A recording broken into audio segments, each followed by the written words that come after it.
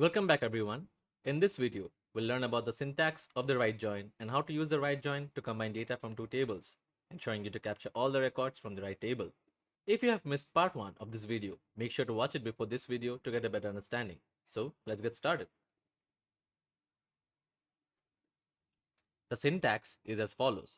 The select statement from the table 1, the term right join, the table 2, on table 1 dot common column, which is equal to table 2 dot common column. The common column here is the common column between both the tables. We saw this example in the previous video where we had these two tables, employees and departments, with the following columns, and you can see that the common column between them is department ID. Now, if we perform a right join on the table, so the right table will be considered as the main table, that is the departments table, and all the matching records from the left table, that is employees table, will be shown in the output. So let's look at the output first. In the output, you can see that all the columns from the right table is present there, whereas only the ones that are present from the left are mentioned here, and the ones that are missing have null values. Now, let's try this in dbfiddle and understand it better. So here we can see that we have the employees table with the columns employee ID, name, and department ID. Now, let's look at the departments table.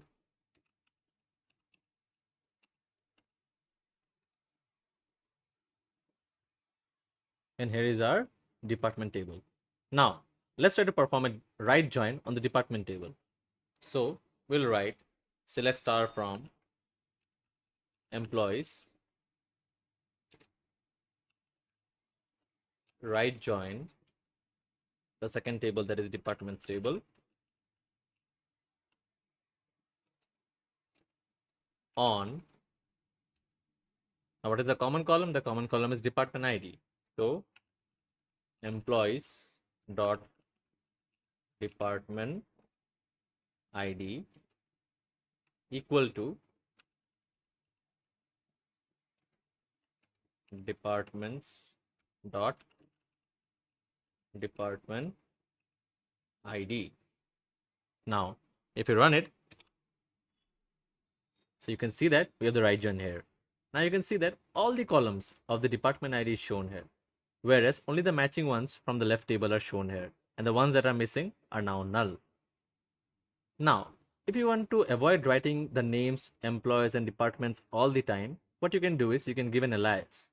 Say, after employees, we can write an alias as E, and for departments as D.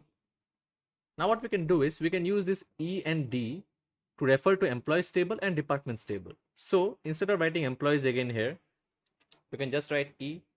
Similarly for departments, we can remove this and just write D.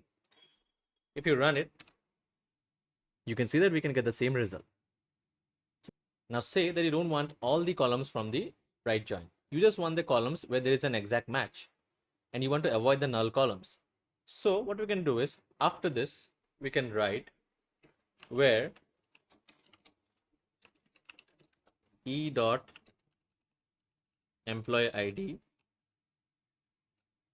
is not null. Now if you run it, you can see that the column with the null values are removed, and you are getting the values which have an exact match in the left table. So that's how you can use a right join in SQL. In this video, we saw how to use the right join in SQL. We explored its syntax and functionality, illustrating how it retrieves all the records from the right table and the matched records from the left table. By practicing with examples, you can now effectively apply the right join to combine tables and analyze data more comprehensively in your SQL queries. That's all for this video. Thank you, and I'll see you in the next one.